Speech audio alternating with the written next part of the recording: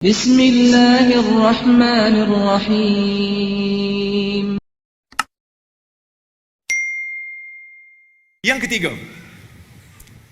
ketiga bila kita sebut, saya nak nyatakan, yang pertama saya kata akal tidak boleh berfungsi dalam beberapa perkara untuk menentukan bid'ah ataupun tidak. Baik, bila Imam Syafi'i kata bercanggah dengan dalil, apakah yang dimaksudkan dengan bercanggah dengan dalil? Bercanggah dengan dalil ni bukan seperti mana yang sebahagian kita faham. Maksudnya mesti berlawanan dengan dalil, tidak. Bercanggah dengan dalil ini ialah disebut oleh Ibn Hajar Haytami yang bermazhab Syafi'i dalam kitab di Fatawa Hadithiyah.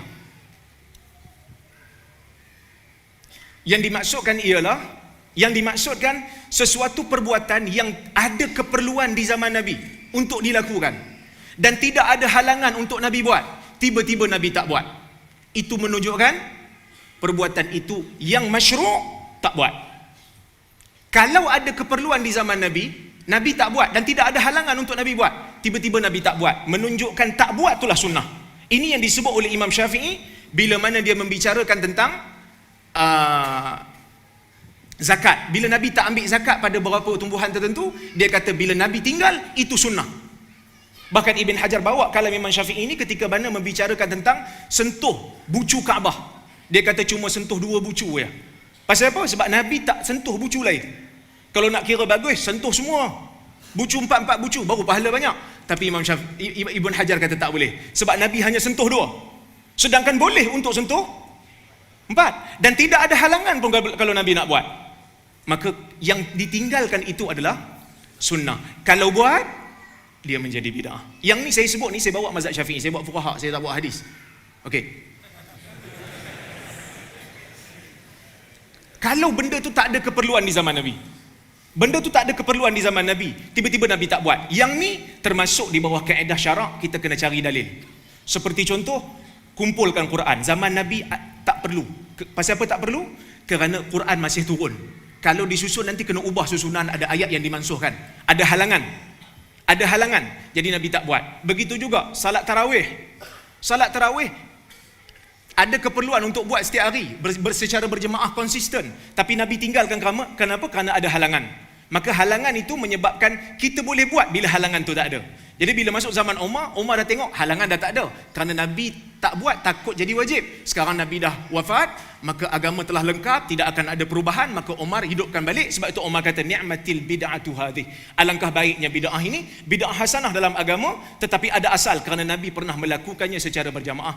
Cuma Nabi tak buat tiap hari. Bid'ahnya di mana? Bid'ahnya adalah pada konsisten tu, setiap hari dibuat. Itu maksud dia. Dan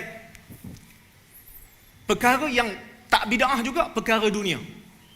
Perkara dunia ni tak bid'ah. Cuma bila kita sebut perkara dunia, saya ikuti juga apa kuliah Ustaz Engku, bila dia hurai masalah bid'ah, dia kata masalah dunia tak ada bid'ah. Jadi adakah kita nak kata lelaki pakai baju kurung boleh? Kan? Sebenarnya tak. Bila kita sebut masalah dunia ni kita mengambil semangat daripada hadis. Antum a'lamu bi amri dunyakum, dalam hadis Muslim. Maksud dia bukan semua perkara dunia. Kerana perkara dunia, zina perkara dunia, mencuri perkara dunia, bukan ibadat. Mana ada orang kata saya sedang beribadat, apa ni, saya merompaklah sikit, pahala banyak sikit. No, bila kita sebut masalah dunia, masalah yang tidak ada kaitan secara langsung dengan dalil khusus, tetapi dia terikat dengan dalil umum. Jadi kalau lelaki pakai baju kurung, dia terikat dengan hukum Nabi larang menyamai kaum perempuan. Dia masalah dunia, tapi dia ada hukum khas. Yang ni kita sebut masalah dunia yang tidak ada kaitan dengan dalil secara langsung. Contohnya nak pakai kereta ke, nak pakai unta ke, datang nak pakai unta, no problem, tak ada orang nak marah. Nak pakai kereta, okey. Nak pakai kepiah warna putih ke warna hijau, ini masalah dunia, yang mana Nabi memberikan keluasan kepada kita berdasarkan kepada hadis Muslim yang saya bacakan tadi. Baik. Bid'ah hasanah yang tidak, saya tak setuju. Dalam masyarakat Melayu, semua benda yang dianggap baik, dianggap bid'ah hasanah. Kalau macam tu, kita kena revamp balik fiqh. Kerana ada beberapa masalah yang nampak baik. Contohnya sujud mutlak. Sujud di luar salat tanpa sebab. Tak ada sebab sujud sejadah, bukan sujud syukur. Boleh tak? Agak-agak tuan-tuan boleh tak? Ada ayat umum. Wasjud waqtarib, hendaklah kamu sujud dan hendaklah kamu hampirkan diri. Tapi kenapa ulama mazhab Syafi'i, bahkan Imam Nawawi mengatakan ia tidak dibenarkan?